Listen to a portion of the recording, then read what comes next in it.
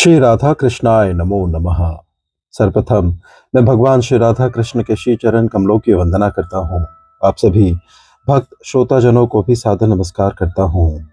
ग्रंथ श्री नारद पंचरात्र के तृतीय अध्याय से आज हम 14वें और 15वें अध्याय का श्रवण करेंगे। इसके बाद तृतीय रात्रि की संपन्नता हो जाएगी।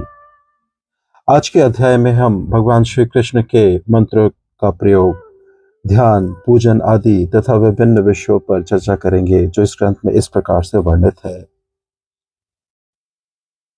श्री व्यास जी बोले, अब उक्त दोनों मंत्रों का विनियोग बताते हैं। मैं उनके अर्थकारी अनंत शक्ति तथा अन्य मंत्रों के संबंध में भी बताऊंगा।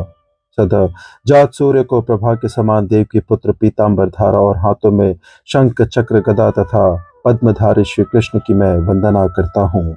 इस प्रकार ध्यान करके साधक को ब्रह्म मुहूर्त में 1,00,000 जप तथा स्वयं लाए पलाश के फूलों से 10,000 होम करना चाहिए। जो एकाग्रचित्त होकर उक्त दो मंत्रों में से किसी एक से भी इन नियमों के अनुसार कार्य करता है, वह श्रेष्ठ स्मरण शक्ति, बुद्धि, मति, बल और कवित्व तथा वाक्य शक्ति प्राप्त कर लेता है। जब मंत्र जप में साधक तन्मय हो जाता है, तब वह पूर्वोक्त ध्यान और होमादि का फल प्राप्त करके श्री कृष्ण के चरणों में शरण प्राप्त कर लेता है। मैं मुकुंद की शरण ग्रहण करता हूँ। यह उच्चारण करते हुए दशाक्षर मंत्र के ऋषि नारद, चंद, गायत्री और देवता मुकुंद का स्मरण करना चाहिए।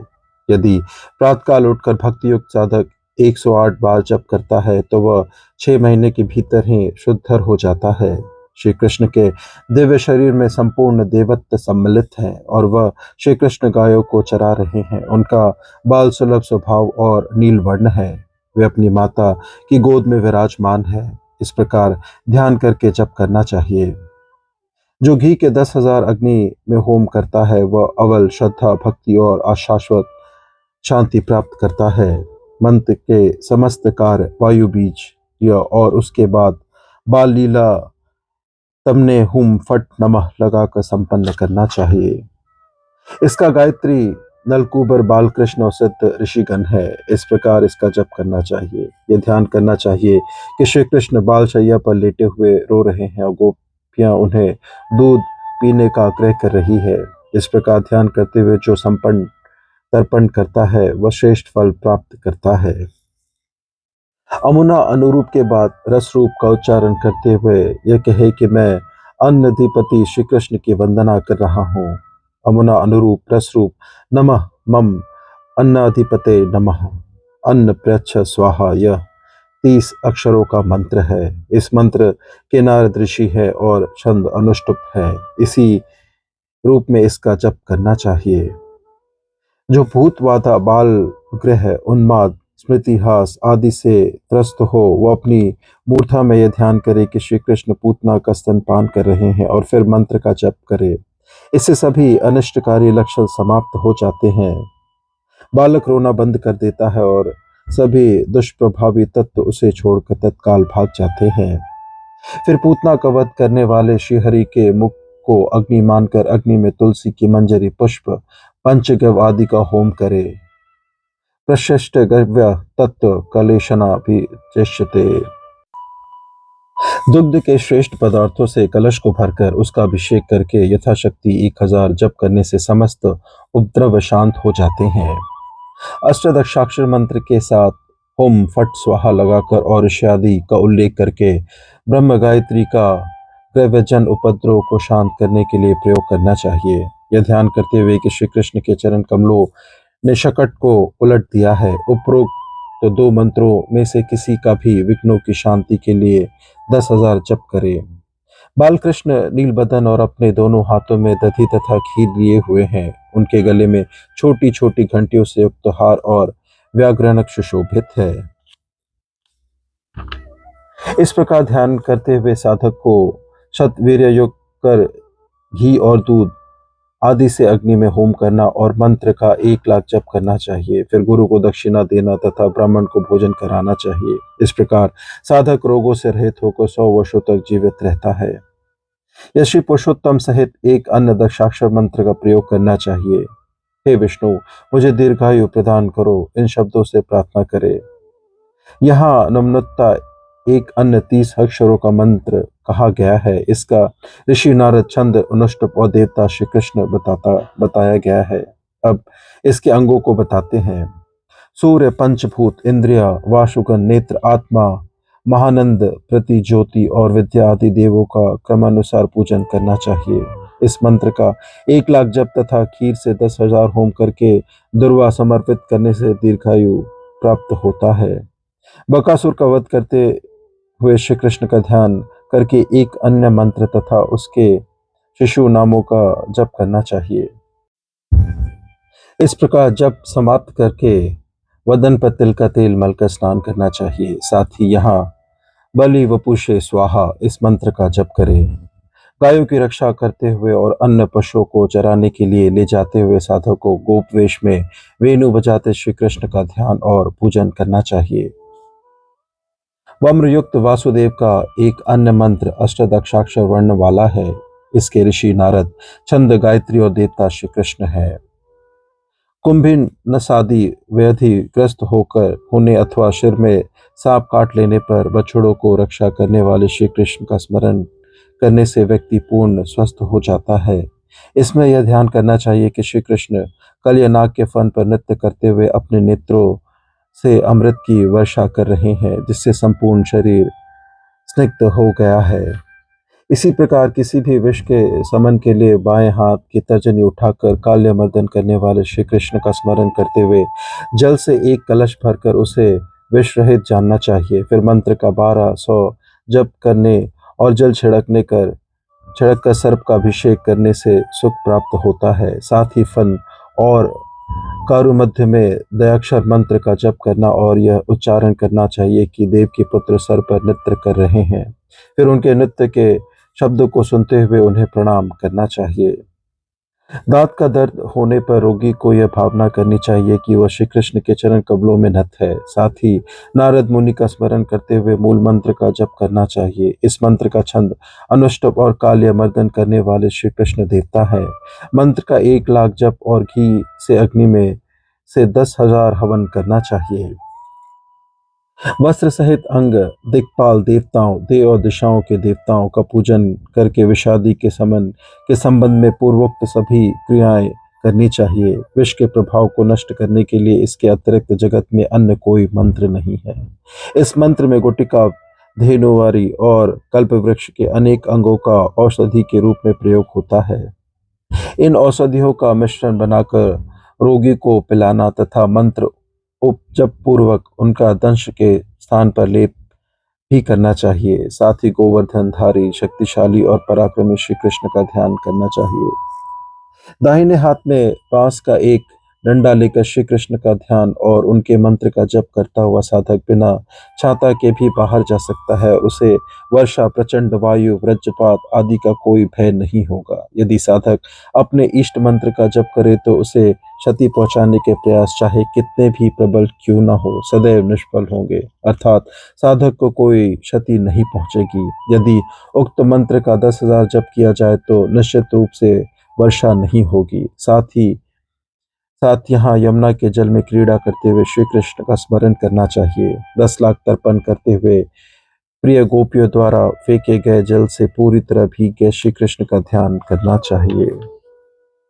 इससे अकाल में महान वर्षा होगी। साथ ही यदि श्री कृष्ण का ध्यान किया जाए तो सर के फोड़े और ज्वर आदि भी अच्छे हो जाते हैं। यदि शरीर में दाह हो तो थोड़े जब से ही उपद्रव शांत हो जाता है, अथवा गरुड़ पर बैठकर शक्तिशाली प्रद्युम्न रोगग्रस्त व्यक्ति की रक्षा के लिए उपस्थित हो जाते हैं।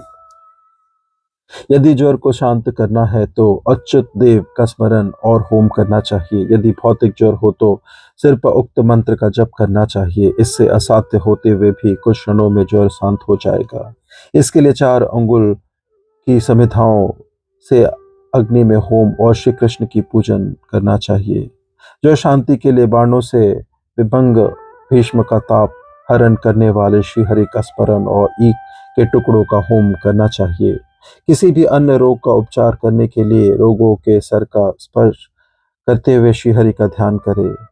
सांदीपनी के पुत्र को जीवन प्रदान करने वाले श्री हरि रोगी को अब मृत्यु से बचा देंगे। इसके साथ ही लता खंड से 10,000 होम और सांदीपनी नामक ब्राह्मण के मृत पुत्र को जीवित करने वाले श्रीहरि का ध्यान करना चाहिए। पुत्रों की वृद्धि के लिए उपरोक्त मंत्रों में से किसी एक का जप तथा संस्कृत अग्नि में 10,000 होम करना चाहिए। पुत्र के दीर्घ जीवन के लिए मधु, फल तथा शीरो वृक्षों के रस से भरे कलश सहित श्रीहरि का रात्रि में पूजन करना चाहिए। 10,000 मंत्र का जप करने तथा प्रातःकाल जल से स्त्री का अभिषेक करने से यदि वह वंध्या भी होगी तो दीर्घायु और रोग रहित पुत्रों को उत्पन्न करेगी। यदि जन्म लेकर उसकी संतान मर जाती है तब भी इससे उसके पुत्र जीवित हो जाएंगे। व्रत और 108 बार मंत्र का जप कर अभिषेक के जल को पवित्र कर 1 महीने तक पीने से पुत्रकांक्षी स्त्री को अवश्य पुत्र प्राप्त होगा। साथ ही वह हे देव के शुद्ध गोविंद वासुदेव जगतपति देहि में तन्य देव तमाह शरणम गतः प्रयत काशीर्जेन कृत्या चित्वा निजारिणा तत्तेजसा तु नागरी दहंत भावयन हरिम। इसका पाठ करे और श्रीहरि का ध्यान करते हुए सरसों से 7 रात तक होम करे। इसके बाद पुनः यह ध्यान करे कि समस्त कार्यों के विधाता श्री कृष्ण के कुपित होने पर सभी वस्तुओं का विनाश हो जाता है। वह श्री कृष्ण बद्री वृक्षों से सुशोभित दिव्य आश्रम में विराजमान होकर अपने हाथों और पैरों में घंटा कर्ण के शरीर का स्पर्श कर रहे हैं। इस प्रकार ध्यान करके त्रिमधु और तिल से 1,00,000 होम करे। सभी पापों को शांति तथा शरीर की कांति के लिए उक्त मंत्र का जप तथा कृताशक्त रुक्मी और बल के शत्रु श्रीहरि का स्मरण करना चाहिए। होम के लिए विधान पूर्वक गुण प्राप्त करके इस प्रकार अच्युत का ध्यान करते हुए कि वह गरुड़ पर आसीन है, उनके मुख में ज्वलंत अग्नि है और वे बाण वर्षा कर रहे हैं। उपरोक्त मंत्रों में से किसी का भी 7,000 जप करे। इस प्रकार करने से 7 दिन के भीतर शत्रु का उच्चाटन हो जाता है। साथ ही कपित्त फल खाते हुए उत्सिक्त वक्ष तक श्री कृष्ण का ध्यान करना चाहिए। मंत्र का 10,000 जप करने से शत्रु का तत्काल उच्चाटन हो जाता है। इस मंत्र का जप करते समय कंस को मारने वाले और मंच से उतर रहे परमात्मा श्री कृष्ण का ध्यान करना चाहिए, अर्थात श्री कृष्ण के ने कंस को मंच से नीचे गिराकर उसका वध कर दिया है। इस प्रकार ध्यान करते हुए जन्म वृक्ष की समिधाओं से 10,000 होम करके तर्पण करे। यह क्रिया करने से यदि शत्रु ने अमृतपान भी कर लिया है तो भी उसकी निश्चित मृत्यु हो जाएगी। नीम के तेल और चावल से होम करने से भी यही फल प्राप्त होता है। शत्रु का तत्काल मारण करने के लिए शुद्ध होकर रात में हल्दी, बेहेड़े का पत्ता, कपास के बीज, चूर्ण तथा मिर्च, सोंठ और पिपली से 10,000 होम करना चाहिए। शत्रु को शांत करने या मारण करने के लिए रेड़ के तेल से और शमशान में स्थित होकर से 10,000 होम करे। आत्मरक्षार्थ 10,000 मंत्र जप भी करना चाहिए क्योंकि मारण कर प्रशस्त नहीं है। विजय प्राप्ति के लिए शांतचित्त होकर पूर्वोक्त प्रकार से होम करे। शांति के लिए खीर से होम तथा परिजात कुसुम का हरण करने वाले श्रीहरि का नाम लेकर जप करे। श्रीहरि के नाम का जप करने से साधक को कहीं भी पराजय नहीं होती। वे श्रीहरि व्याख्या मुद्रा में अर्जुन को भगवत गीता का अर्थ बताते हुए उपदेश दे रहे हैं, ऐसा ध्यान करें। धर्म वृद्धि और चित्त की शांति के लिए रथस्थ श्रीहरि का ध्यान करना चाहिए। साथ ही मधु और पलाश के पुष्पों से 1,00,000 होम करने से साधक शास्त्रों का व्याख्याता, कवि और अष्टदर्शी हो जाता है। इसके लिए उसे करोड़ों उदित होते हुए सूर्य को प्रभा के समान और विश्वरूपधर श्रीहरि का ध्यान करना चाहिए। उनके चरण कमलों में अनेक दिव्य आभूषण सुशोभित हैं और वे अग्नि तथा चंद्रमा के समान दीप्तिमान हैं। वे विविध प्रकार के आयुध धारण किए और संपूर्ण विश्व को व्याप्त किए हुए हैं। उन्होंने राष्ट्रों, पुरों और ग्रामों की रक्षा के लिए अवतार धारण किया है।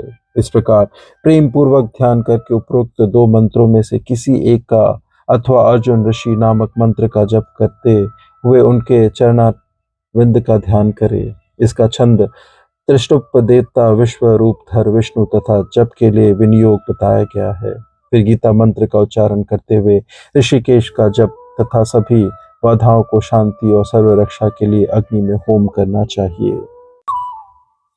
आगे व्यासदेव जी बोले, अक्षत संपत्ति प्राप्त करने के लिए मैं कृपा करते हुए श्री कृष्ण के संबंध में अब अत्यंत गुप्त नियमों को बताऊंगा। यहाँ कुबेर तथा अन्न का पूजन अवश्य करना चाहिए। द्वारका नगरी में सहस्त्र सूर्य के समान प्रभाव वाले अनेक श्रेष्ठ भवन है। वहीं मणिमंडप में बहुत से कल्प वृक्ष भी हैं। उस नगर में जलमान स्तंभ, मधुर सुगंध युक्त पुष्प तथा विभिन्न रत्नों और मणियों में अलंकृत पर्दे आदि अत्यंत सुंदर प्रतीत हो रहे हैं। वहीं बद्राक देश के निकट रत्नों की एक नदी है, जिसमें रत्न निरंतर प्रवाहित हो रहे हैं। अतः उसमें स्नान करने वाली स्त्रियां अत्यंत व्यस्त हैं, क्योंकि उनके वस्त्रों के बंधन खुल जाते हैं। मणियों और रत्नों की दीप मालिकाओं के चारों ओर प्रकाशित वह स्थान अत्यंत सुंदर लग रहा है। उदित होते हुए सूर्य की किरणें वहां स्थित मणि सिंहासन पर पड़ रही है। उस सिंहासन पर सुवर्ण वर्ण तथा करोड़ों चंद्रमा, सूर्य और विद्युत की प्रभा के समान प्रकाशमान श्री कृष्ण विराजमान है। वे शरीर पर पीताम्बर और अपने हाथों में शंख, चक्र, गदा तथा पद्म धारण किए हुए हैं। प्रतिदिन 3 समय घी तथा मधु से अथवा शर्करा, मधु तथा पुष्प से होम और ध्यान एवं होम में क्रमश दशाक्षर तथा अष्टदशाक्षर मंत्र का उच्चारण करने से साधक राजा का पुरोहित हो जाता है। इसके बाद 22 अक्षरों के मंत्र को बताते हैं।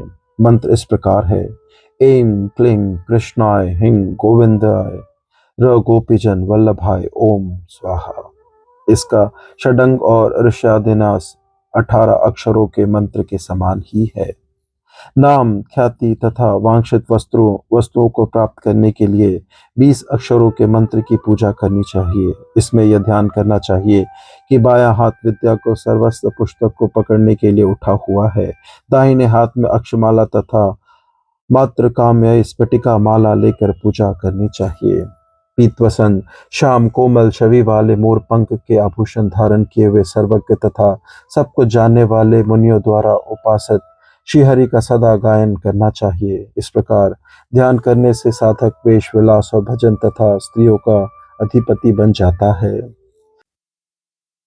हरि के इस मंत्र का 4 लाख जप करना चाहिए। मंत्रविद साधक को संयुक्त होकर पलाश के फूलों और स्वादिष्ट फलों से 40,000 होम करना चाहिए। ऐसा करने से मंत्र सिद्ध हो जाता है और साधक सफलता तथा सिद्धियां प्राप्त करता है।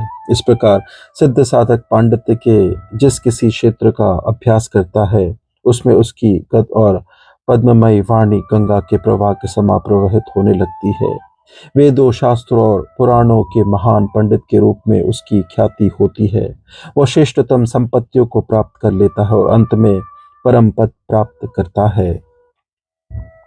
साधक को इस मंत्र का जप करना चाहिए: श्रीं हिं क्लीं कृष्णाय गोविंदाय नमः। ह्रीं वर्ण को ब्रह्म गायत्री कहा गया है। इसके ऋषि कृष्ण है और 18 अक्षर वाले मंत्र से इसका षडंग न्यास बताया गया है। 20 अक्षर वाले मंत्र से उपासना करते समय साधक को जप, ध्यान, होम और अर्चना करनी चाहिए। धन और ऐश्वर्य की प्राप्ति के लिए इस मंत्र को ग्रहण करना चाहिए। श्रीं हिं क्लीं अंग जन्म शक्ति रमाय एक अन्य दशाक्षर मंत्र है। इसकी उपासना में उक्त विषयंत 20 अक्षर वाले मंत्र के समान ही अंग पूजा के लिए ध्यान करना चाहिए। यह ध्यान करें कि अच्युत देव हाथों में वर और अभय मुद्रा धारण किए कोमल कर कमलों से अपनी प्रियतमाओं का आलिंगन कर रहे हैं और चक्र धारण किए हुए हैं। इस प्रकार ध्यान करना चाहिए। उक्त मंत्र का 10 लाख जप तथा 10,000 होम करे। इस प्रकार करने से साधक सिद्धि, वैभव, संपत्ति, सौख्य और सौभाग्य प्राप्त करता है। क्लिंग, हिंग और श्री से युक्त 3 अन्य मंत्र है, जिनके अंग न्यास और ऋषयादि न्यास आदि उक्त दशाक्षर मंत्र के ही समान है। श्री कृष्ण शंख, चक्र, धनुष, बाण, पाश, अंकुश धारण किए हुए सूर्य के समान अरुण वर्ण है। वे अपने हाथों में वेणु लेकर उस पर मधुर रागाग्नियां बजा रहे हैं। इस प्रकार उनका ध्यान करना चाहिए। आदि गणों का ध्यान करने के लिए 20,000 अक्षर वाले मंत्र का प्रयोग करना चाहिए।